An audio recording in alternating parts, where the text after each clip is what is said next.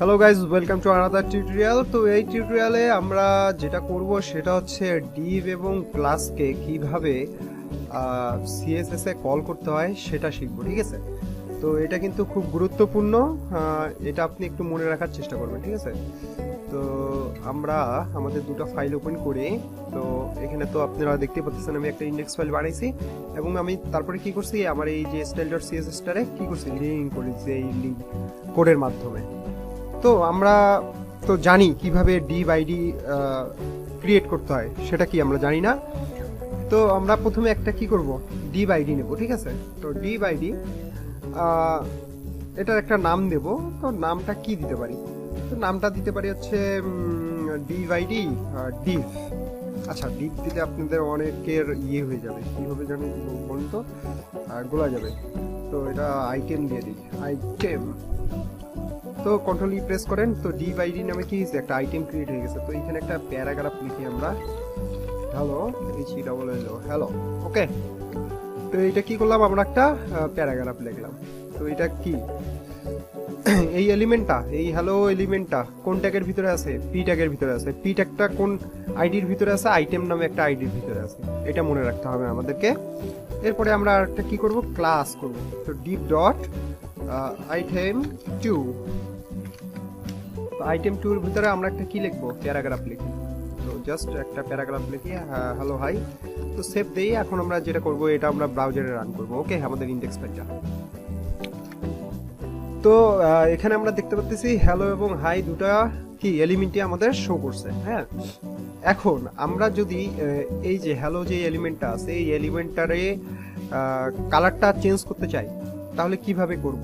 তো আমরা আগে যখন আমরা কোনো এলিমেন্টের কালার চেঞ্জ করলাম, তখন কি করছিলাম, ওই এলিমেন্টটা যেই ট্যাগে আছে সেই ট্যাগটারে কি করছিলাম, আমরা সেই ট্যাগটারে আমরা সিলেক্টর হিসেবে নিয়েছিলাম, তাই তো? তারপর কার্লি ব্রেস শুরু করছিলাম, তারপরে আমরা কি করছিলাম, প্রপার্টি এবং ভ্যালু লিখছি। আচ্ছা, এটাতে গেলো আগের নিয়মে। তো এখন আমরা কি করছি, আমরা কিন্তু এই যে পি ট্যাগটা একটা আইডির ভিতরে রাখছি, সেই আইডিটার নাম কি, আইটেম।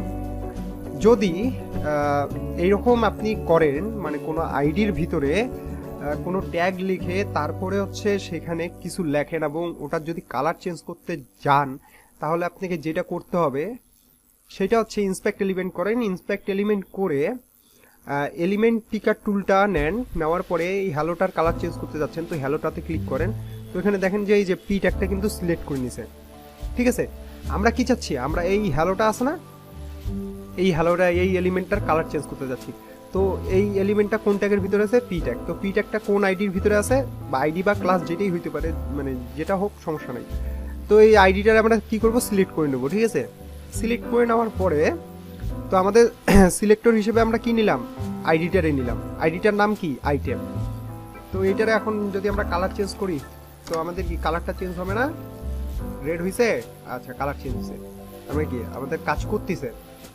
তো এখন আমরা সিলেক্টর হিসেবে তাহলে কি নেব, এই ট্যাগটারে নেব, পি ট্যাগটারে নেব, না এই আইডিটারে নেব? এই আইডিটার ভিতরে তো এই পি ট্যাগটা আছে না, সেই জন্য আমরা আইডিটারে কি করব, সিলেক্টর হিসেবে নেব। তো HTML এ তো এভাবে ডিভ আইডি কল করতে হয়, ঠিক আছে? আর CSS এ যদি আপনি আইডি কল করতে চান, তাহলে যেটা করতে হবে, আইডির জন্য হ্যাশ ইউজ করতে হবে। প্রথমে কি দিতে হবে, হ্যাশ দিতে হবে। হ্যাশ দেওয়ার পরে আইডির নাম কি, আইটেম।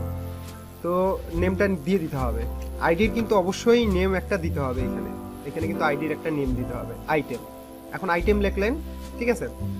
আইটেম লেখার পরে আপনি কার্লি ব্রেস শুরু করলেন এবং শেষ করলেন। এরপরে আপনি যেটা করবেন, এখানে আপনার প্রপার্টিটা লিখবেন, কালার রেড বা কালার ব্লু, সেভ দেন। কাজ করে, কাজ করে। তার মানে কি, আমরা সাকসেসফুলি ভাবে আইডিটা কল করতে পারছি। তো আইডিটা কিভাবে কল করছি, এখানে কল করবো এভাবে, ডিভ আইডি, তারপরে একটা আইডির নাম দেব। আর এই আইডিটারে যদি আমরা সিলেক্টর হিসেবে কাজ করাইতে চাই, তাহলে আমরা কি করব, আমরা আমাদের স্টাইলে চলে যাব, প্রথমে হ্যাশ লিখবো। হ্যাশ লেখার পরে কি করব, এই যে আইডিটার নাম আছে সেই নামটা এখানে লিখে দেব। আর ক্লাস কল করতে হবে কিভাবে, ঠিক আছে? তো এইখানে জাস্ট এই যে ক্লাস, ঠিক আছে? ক্লাসের নামটা কি, আইটেম 2। ক্লাস কল করতে হলে আমাদের যেটা করতে হবে সেটা হচ্ছে ডট। আইডি কল করতে হলে আমাদের কি করতে হবে, সামনে হ্যাশ দিতে হবে। আর ক্লাস কল করতে হলে আমাদেরকে কি করতে হবে, ডট দিতে হবে। এরপরে আমাদের আইটেম 2, ঠিক আছে, আইটেম 2 দিয়ে কি করব, আমরা কার্লি ব্রেস শুরু করব এবং শেষ করব। এরপর আমরা কি লিখব, আমাদের প্রপার্টি এবং ভ্যালু, ঠিক আছে।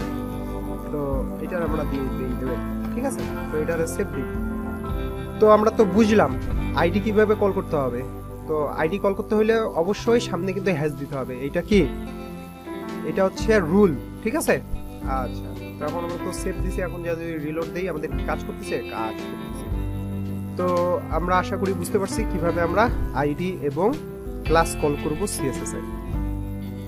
তো পরবর্তী টিউটোরিয়ালে আমি আপনাদেরকে মার্জিং এবং মার্জিং নিয়ে কাজ করা দেখাবো, মার্জিং কিভাবে কাজ করে এবং এটার সাব প্রপার্টি হিসাবে কি কি কাজ করে সেগুলো দেখাবো।